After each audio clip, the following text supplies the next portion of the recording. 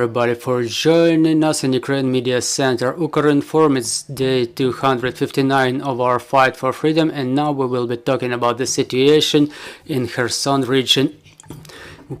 Coming up next is Serhii Khlan, a deputy of Kherson Regional Council. Good afternoon, Mr. Serhii.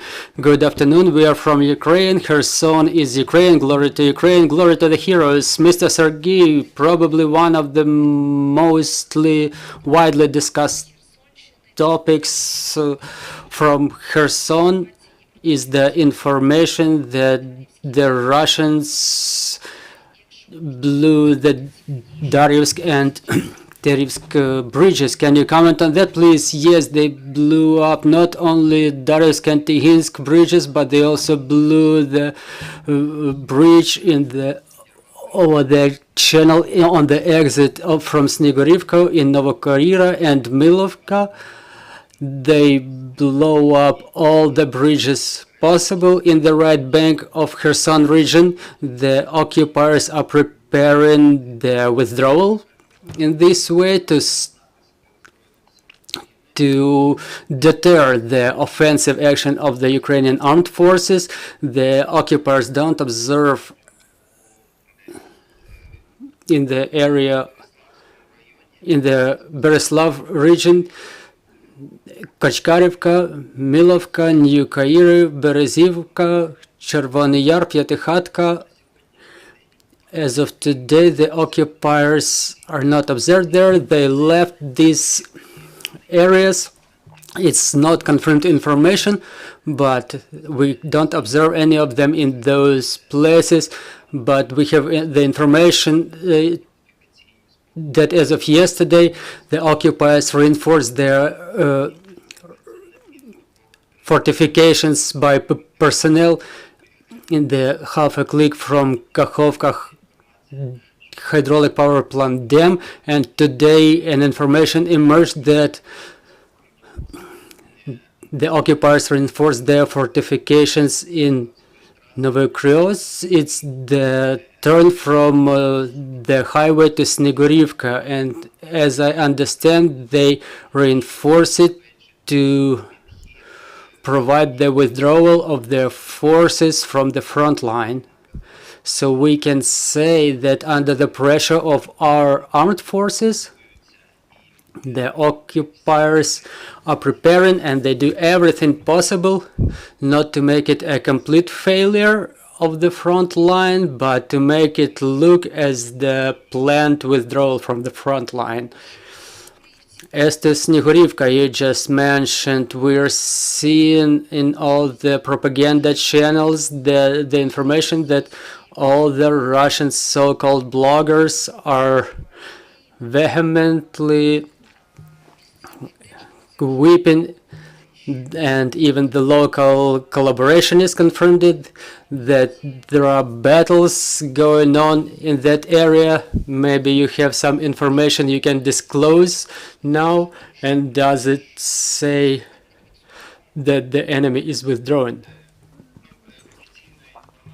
There is no official information as of yet, but we understand that the occupier is withdrawing not only in Snegorivka but along the front line in general. So we can say that if they blew up the bridge over the channel on the exit from Snegorivka, they lost control of Snegorivka. But again, we don't have this information confirmed yet. They blew up bridges intentionally to deter the movement of our armed forces, and we can say it firmly about Novikairi, Milove. They blow the bridges there to stop the offensive, the pressure of our armed forces, and in order not to allow the full failure on the front line. And talking about the Darivka, the bridge which was blown over Ingulets, which divides the region into two halves. So the area of Snegorivka and Mykolaiv is separate, and Bereslav area is another thing, and we observe the mass withdrawal of enemy forces in that area, which says that we will have the more steady advance of our forces in the in that direction. In the Snikurivka and Mykolaiv area it will be slower, but we have to recognize that the occupiers flee, that the occupiers withdraw, and their main task, even with the reinforced fortifications that they install in the outskirts of Kherson and in Kazatske, half a click from Kakhovka hydraulic power plant dam. So it's made in order to provide their withdrawal, so we can say that the occupation of Kherson region went on an active stage. We see quite an intense advance of our armed forces and the liberation of our Kherson region, for the time being the right bank.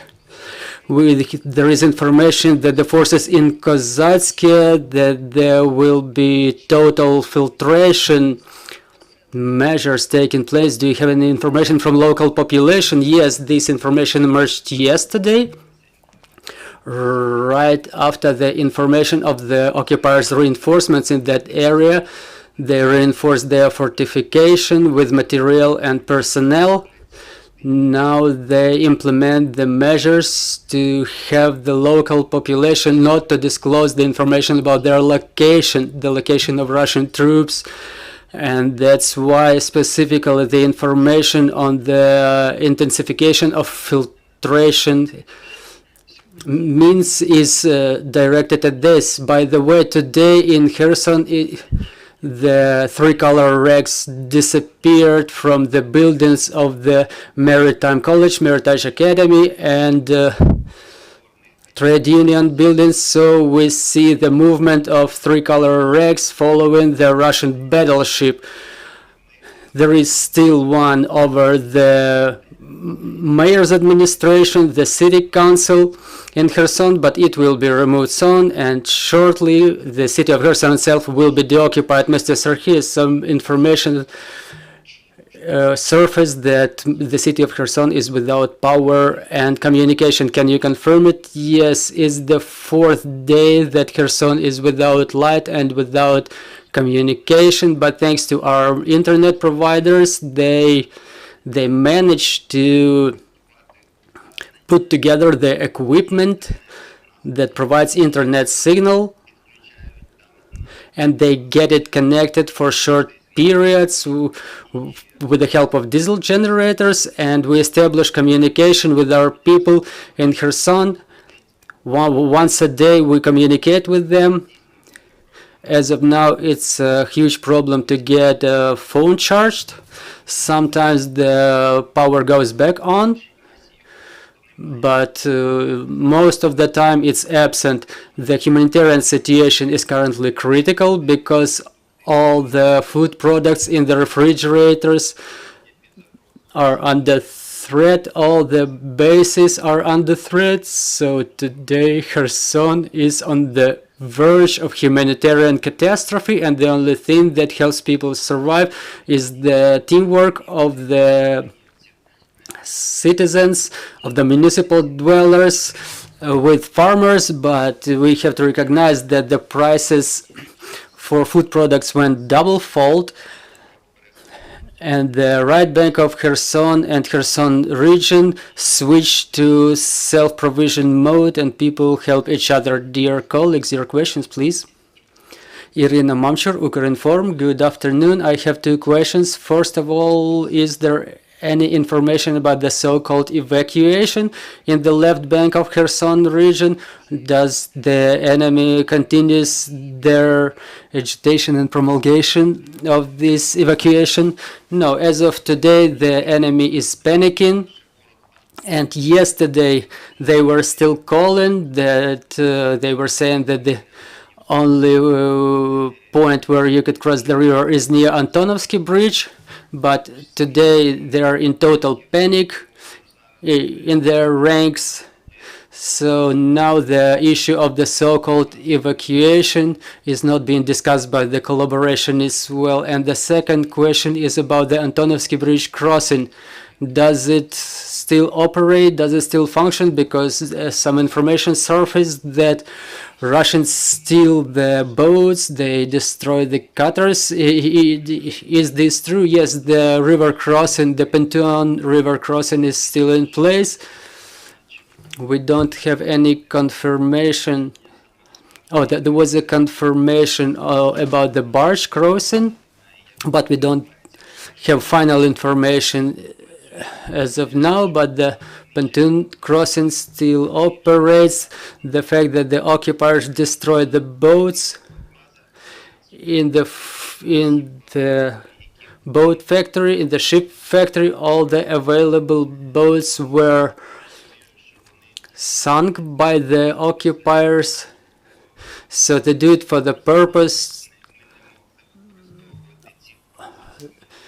in order not to make them available for us after their withdrawal from Kherson to build any possible installations there. So that's why they sunk all the boats in that region, in that area. Thank you, sir.